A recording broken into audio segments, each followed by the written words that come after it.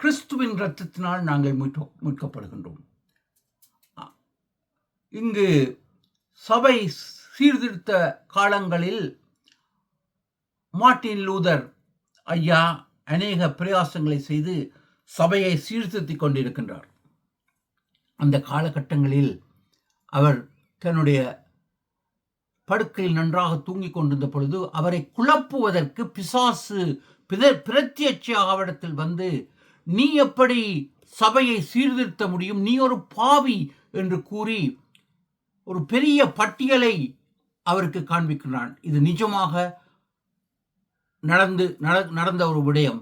பட்டியலை காட்டிய பொழுது அவர் முன்பு செய்த பழைய பாவங்கள் அநேகம் எழுதப்பட்டிருந்தன.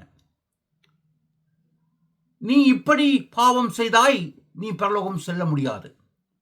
எனவே மார்ட்டின் லூதர் அருகில் தன்னுடைய கட்டளின் அருகில் இருந்த மேஜையில் இருந்த சிவப்பு மையை எடுத்து அதை திறந்து அந்த பட்டியலின் மேல் வீசி எறிந்துவிட்டு கூறினார், இந்த மை நான் செய்த பாவங்களை மறைத்து விட்டன. அதே போல இயேசு கிறிஸ்துவின் சிலுவையின் இரத்தம் எனது பாவங்களை மூடிவிட்டன. நான் மீட்கப்பட்டேன். இது நிஜமாக நடந்த சம்பவம். நீங்களும் நானும் கிறிஸ்துவின் இரத்தத்தினால் மீட்கப்பட்டோம். அவருடைய பிள்ளைகள். சிந்திப்போம், செயல்படுவோம்.